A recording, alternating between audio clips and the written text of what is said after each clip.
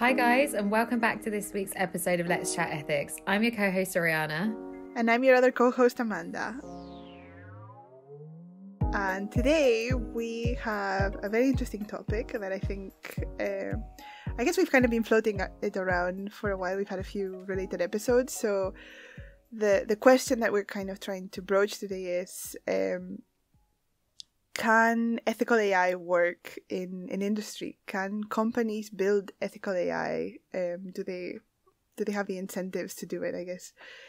And this is, I guess we're going to use everything that's happened with Google over the last couple of years between their ethical review board and then Timnit getting fired and Margaret Mitchell. And we're going to use this as a sort of a starting point to discuss the topic. So I guess I'll give a quick sort of overview of what the timeline has been, what's happened. So just to give you an overview of what's happened, in 2019 Google set up an external advisory council for ethics, where they had obviously different professors. So they had people like Joanna Bryson and Alessandro Acquisti, and the board was dissolved after I think less than 2 weeks because they decided to appoint Kate Coles James, who was or maybe still is the president of the Heritage Foundation, and she has sort of anti-LGBTQ, anti-immigrant, and anti-environmentalist views. And so a lot of Google employees protested this and signed a petition for her to be removed from the ethics board. And Google, instead of actually, removing this person from the board, decided to just shut down the whole thing. I think this was one of Google's first sort of forays into ethics. And of course, there's been some research into ethics at Google, which was the department that Timnit and Margaret Mitchell were leading.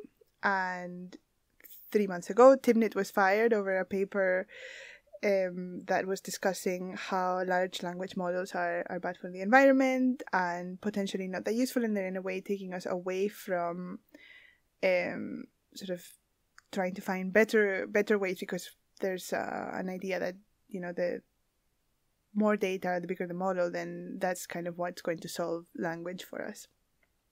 And more recently, Margaret Mitchell was also fired, like two weeks ago, I think.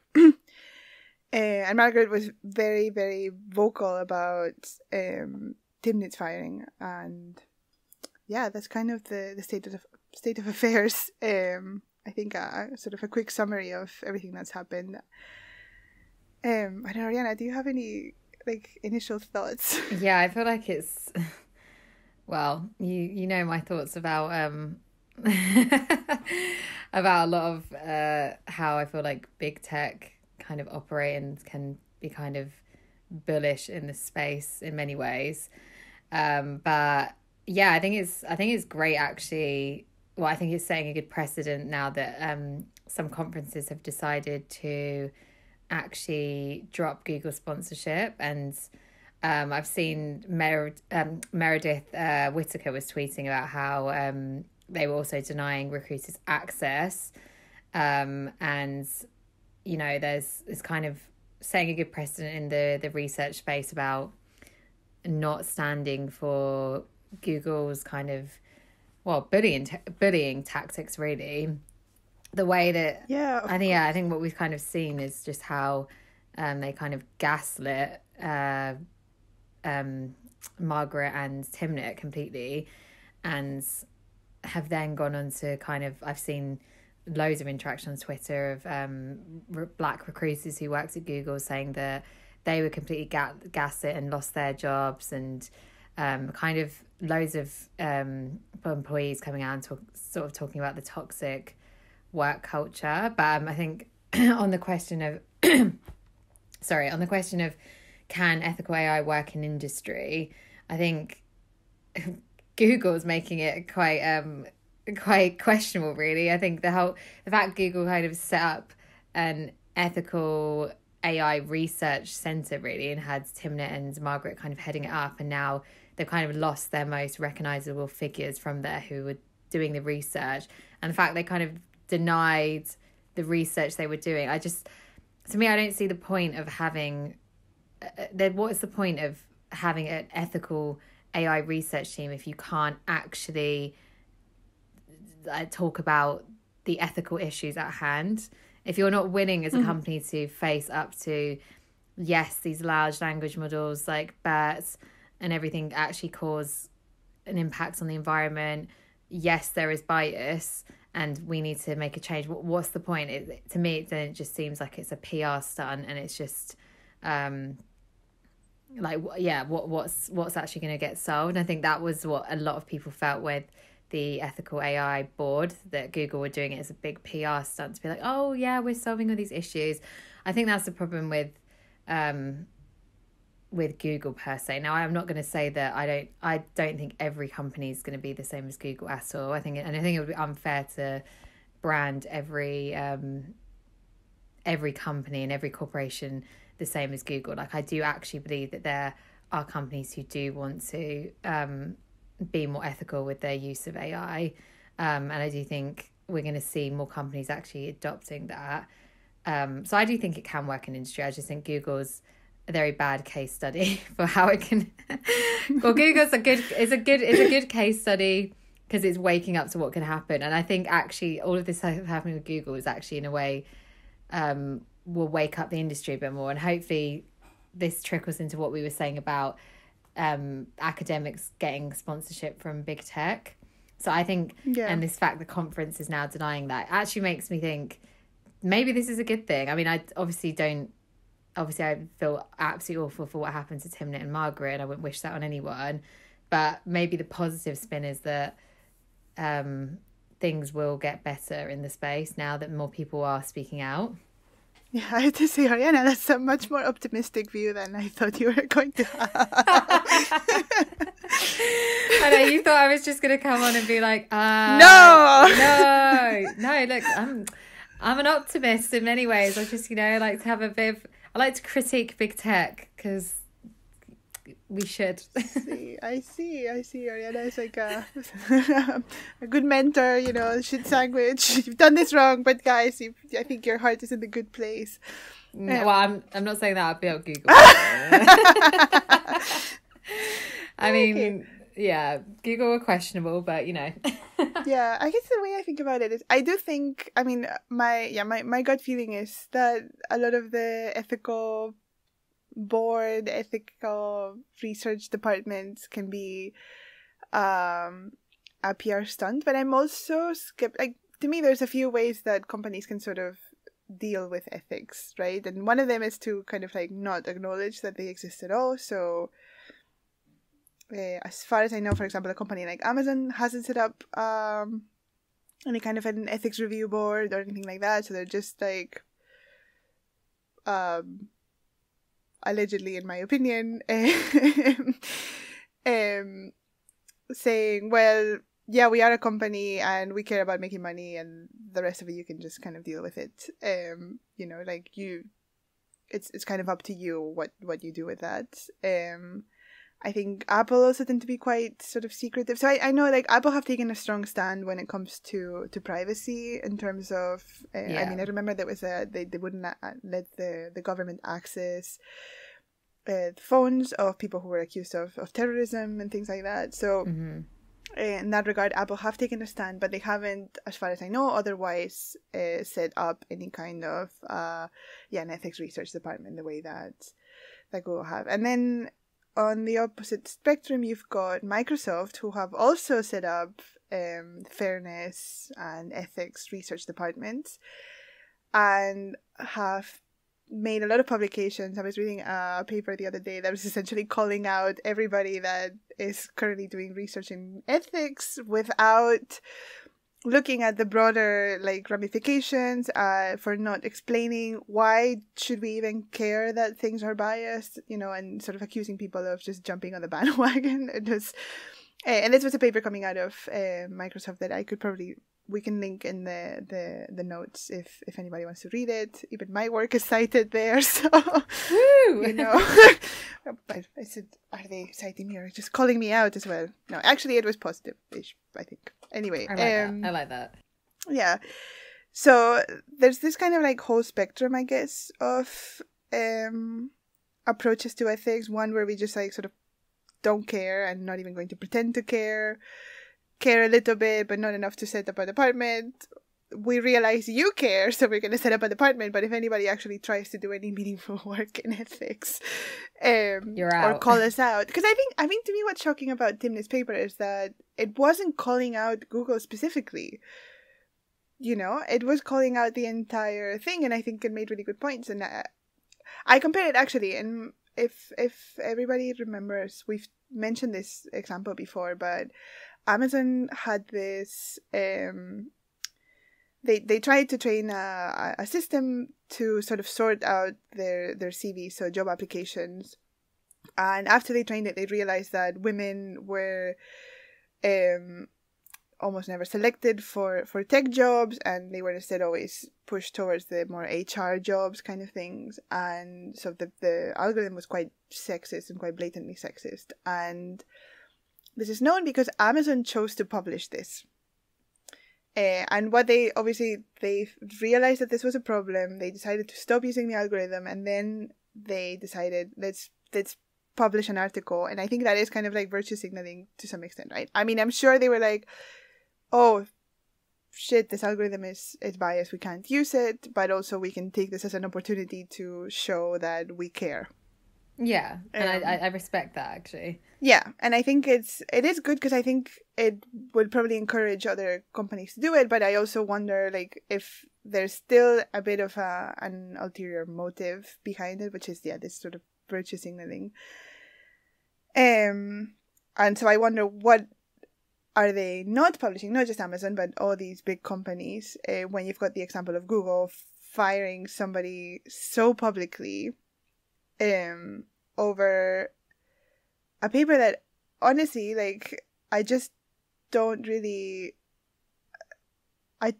what they were thinking, firing Timnit over this paper, because it's just not... It's not what I expected. Yeah, you know, I thought this paper is like saying everybody who works at Google is a Nazi. No. It's calling out the entire field of, you know, we all need to be more mindful of the environmental impact of our work. Yeah, and I think, and the bias as well. I think that the Google have just shown really, though, like from their actions, that they're not really committed to ethical AI, or committing, because to me ethics isn't just about like AI, it's also about how you treat your employees and how you look after the people that work for you and how you value them. And they've clearly shown they don't value their Black employees, and they've clearly shown that, because Timnit's built the most diverse team in like Google's like history, and by firing her, they've shown that they don't really care about everyone else in the team. So it's just, and I've seen loads of like interactions on Twitter just talking exactly about that, how it just shows that they don't respect them, they don't listen. And I just it's just actually quite worrying, really. It just, to me... Yeah, I remember... No, I was just going to say, I think it sets a very also bad precedent. Like Google... I know no one should be leading, that you can't expect people to lead by example, but the big tech are the richest, most powerful companies in the world now, more powerful than the government. So they really should lead by example, but time and time they don't. Yeah. I mean, I remember we made that sort of distinction in a previous episode, I think 2 or 3 episodes ago. You know, lockdown time, it's just all one. Too many episodes. Yeah. I was going to say lockdown, everything 2020 and 2021 all just mushes into one now. But we did make that distinction between building ethical AI and building AI ethically, and how the two are connected. And I think in this case we can really see that sort of distinction here of how you treat your employees. And what's crazy is every time I talk to people who either have worked at Google or want to work at Google. You know, we're always talking about how Google have foosball tables and they give you free food. So it's a wonderful place to work because of all of this. But we see time and time again, like this kind of firing. Also, I mean, the implications of what it means that your company basically expects you to live in the office, and that's why they need to provide with all I was going to say, this kind of toxic work culture is becoming more of a thing in the UK now, but it's definitely started in America, where it's like, oh, like, we give you free snacks, we give you beer on tap, we give you you know, free breakfast, lunch and dinner, and like stay in our campus all day long. But it's basically saying, like you said, like, don't leave the office, everything in the office is here, which means, and it's that classic thing, isn't it? Like, oh, if you're eating lunch in your office and your boss is like, oh, well, we need you, you don't really get a break. And especially, like I said before, American work culture is way more, there are no breaks. It's very like work. And under the pressure of like, if you don't work hard, you can get fired. It's much easier. So I think this, like you said, I think people do get really, like, Google know the psychology, not just Google, big tech and a lot of companies now know that psychology of like, you can really get people, especially out of university. What's the best way to get great minds out of university? Like, oh, we have beer, we have snacks, and so our offices are really modern and cool, and we have scooters. So obviously that sounds fabulous, but then the reality, I think, can be quite different. Like, when you get there, it's not. And we've got I remember there was also, this must be like 4 or 5 years ago now, but there was this like big news story that all these companies were paying for their employees to like freeze their eggs and that sort of thing. And you know, maybe your company is a little bit effed up if that is a more viable option than just, you know, offering childcare, offering maternity leave, and offering working hours that allow you to have a family. And so this was always an argument that I had with a lot of my colleagues, you know, that wanted to work for Google. And I was like, well, how can I want to work for a company that thinks foosball tables are more important than maternity leave? Even if maternity leave is not something you're entitled to by law in the US, Google can afford to give you maternity leave. And I think maybe now they give you maternity leave, to be clear. I'm not saying, I don't know for sure, but at the time, to me, this notion that you should freeze your eggs and that's how you could be a woman in tech, that's just... It's horrific. And what does that show? Exactly. And I was like, you know, why isn't Xbox, like, it just really shows the sort of like bias here, I think, that for men versus women. Yeah, and where you're valuing which employees, who are you prioritizing hiring and keeping in your workforce. That's the thing. I feel like it's a lot of pressure because the work-life balance is so important, I think, in any case. And I do think this does fall. I do think this all falls under ethical AI. I think sometimes this does actually get missed out of the conversation, isn't it, when we think of what ethical AI means. Like, I'm not going to respect a company if they're seemingly doing, you know, creating these amazing models and it's all ethical and like blah, blah, blah, blah. But then you're literally like working your employees to the ground, firing them when they're not doing what suits you, and not giving maternity leave and all these things, and people being harassed and bullied.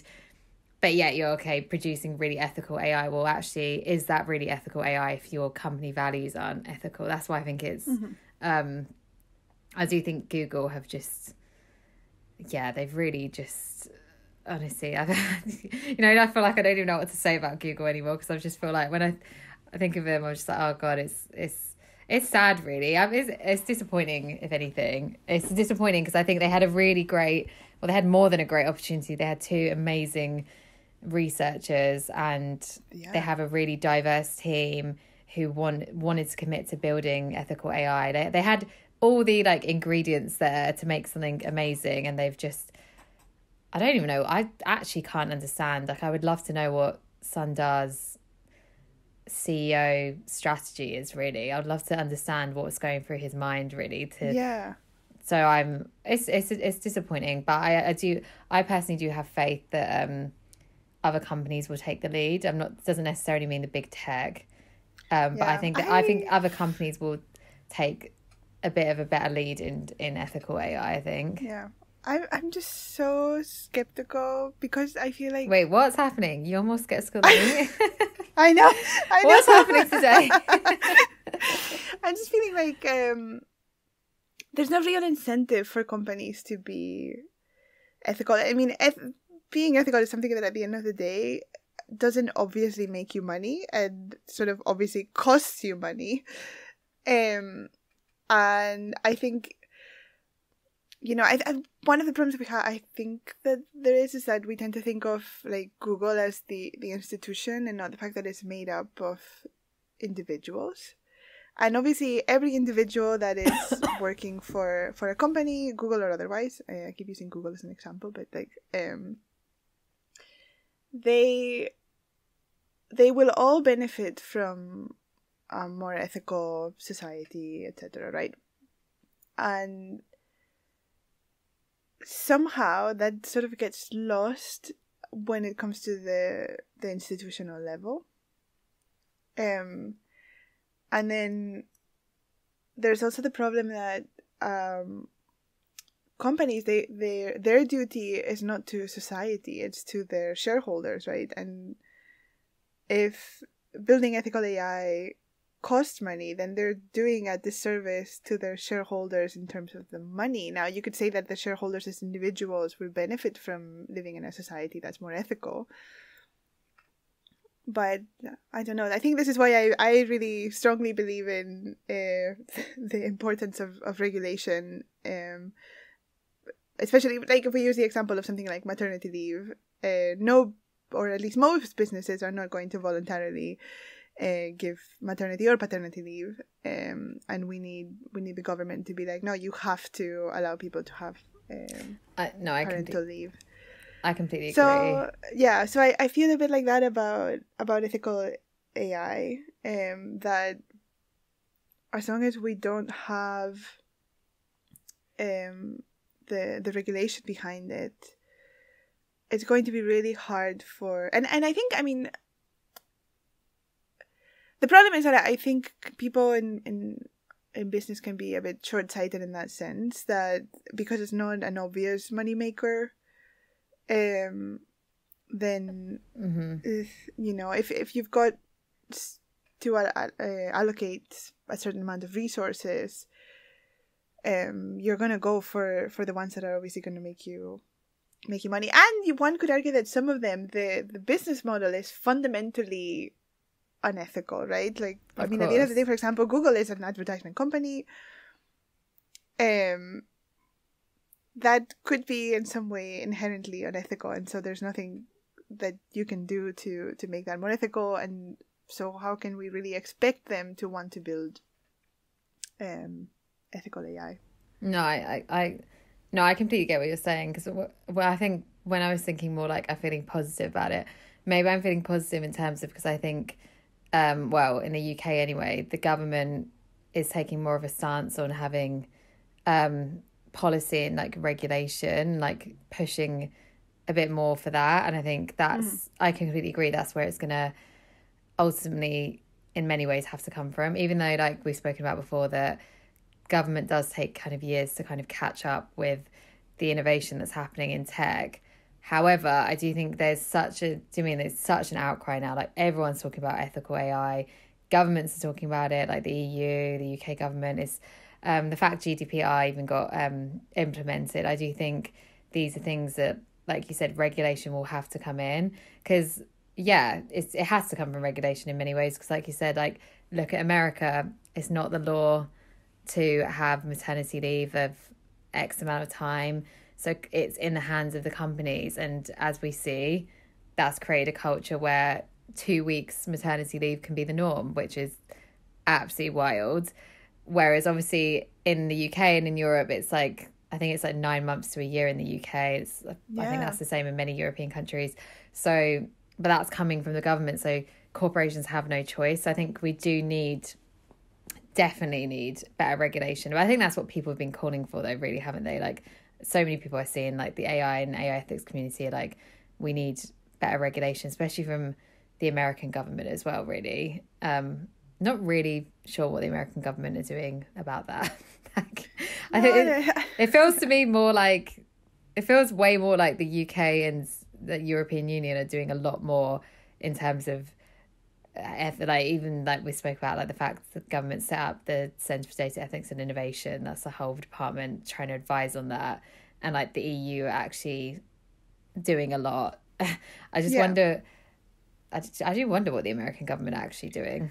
I don't know. I mean, I guess the American government take the sort of like deregulation always to an extreme. It's the same problem with like labor laws, right? That they just think that the market is going to be the best decision maker in this sense, and I think for some things that just doesn't work, and ethical AI is one of those things, especially because I think for consumers to demand ethical AI, there needs to be a certain level of understanding of AI, and you know, this goes back to the problem of the overhype, the terrorizing people about the Terminator style of AI, and not realizing that the real danger with the AI is much more insidious than the Terminator. Yeah. That's the problem. I do feel like a lot of it's like almost like this brainwashing from Hollywood, isn't it? It's just like, this is what the robots and AI is going to do and how it's going to take over the world. But like you said, it's like actually much darker than that and happening right now and has been happening. Yeah, like when you think about it, even people who know AI, who make a living working on AI, data science, etc., a lot of them don't realize they don't know the ethical implications of their work. Or so how can we expect people who know not much about AI and not much about ethics to demand that Amazon be more ethical or Google be more ethical? It's true. So yeah.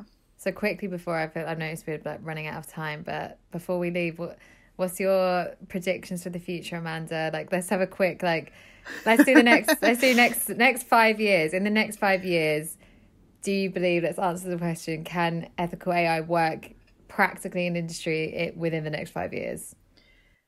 I think it can for smaller companies. But in reality, those smaller companies are just going to get bought over by the big companies, and we're going to have the same problem with ethical AI that we have with environmental things that then turn out not to be all that environmental, like the reusable bags that you need to use 400 times before they actually make any kind of a difference. That is my very sort of skeptical and negative view of it. But I also would like to think that since more and more people care about it, and hopefully this podcast is making a difference, and people who are listening to the podcast can share it. Share, like, and subscribe. But that we can make a bit of an impact, because at the end of the day, that's kind of what we want, right? We want to help it bring these issues to people's attention. So I guess I'm cautiously pessimistic, not cautiously optimistic. I don't know what's happening today. Maybe I woke up on the good side of the bed, because I'm feeling a bit more positive. However, I do agree with a lot of what you're saying. I think, my predictions are kind of somewhat similar. I think smaller businesses it'll be easier to implement, like SMEs as well. And I don't have the most amount of faith, shock horror, in big tech. Shock horror. Who doesn't believe in big tech? Wow, who could have expected that? I know, who would have thought? I mean, I do think Microsoft are making, I always like Microsoft though. I'm honestly big tech. When I talk about big tech, Microsoft doesn't count to me. It's like, they're like, we're fangirls here. Yeah, they're one of Microsoft. Out, like, for a big corporation on a whole, I'm like, Microsoft do some great work, but they do so much, I think what's the word I'm looking for? Humanitarian work is not the word. Oh my god. Like, they donate to a lot of great causes, like vaccine development and all of that. So I'm here for Microsoft.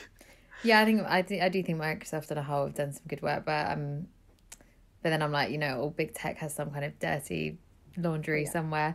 But anyway, I feel like I'm going off the rails again. But anyway, point is, I'm a bit more optimistic in the sense, I think that because we have got more, well, I'm optimistic more in maybe Europe, thinking that, you know, EU, the UK government, I feel like some really good work's happening, raising these issues to light, like even the fact, I know the algorithm issue happened last summer with the A-levels, but it was kind of corrected straight away. It was like, That's true. Do think that they're slowly, it's going to be slow burner, but slowly but surely I do think there is going to be some changes. I do believe. I definitely believe there'll be, I think there might be some big changes in the next 5 years that we're maybe not expecting. And that's my positive outlook. I look forward to these positive changes. I'm expecting a lot more news headlines about algorithms being racist, classist, sexist, and other messed up AI problems. I mean, I'm not saying there's not going to be those. There definitely is going to be those. More transparency scandals. Yeah. Google is indeed listening or something like that. I'm not saying they are. This is my prediction. Please don't sue me. No. Honestly, no. I definitely think there's going to be lots more scandals. There's going to continue to be scandals, but I think I'm feeling a bit more optimistic about regulation. Okay. I think I'm feeling a bit more optimistic about the fact there will be some form of, I think, regulation in the next 5 years. And I do think there'll be more amazing research coming out of academic institutions, which will then influence, I think, smaller businesses and stuff to... Yeah, like I actually genuinely believe that there might even be more ethics departments opened up in companies in the next 5 years. Well, so that's my... Everybody, place your bets on Twitter. Yeah, I was going to say, like, who's we can go with Amanda the pessimist or Anna the optimist, which is shocking. Yeah. Let's actually do a poll on Twitter. Who do you agree with? Oh my God. But yeah, thank you for tuning in, guys. Thank you for tuning in, guys. Yeah. And follow us on Twitter. We might have a poll up there. Maybe not.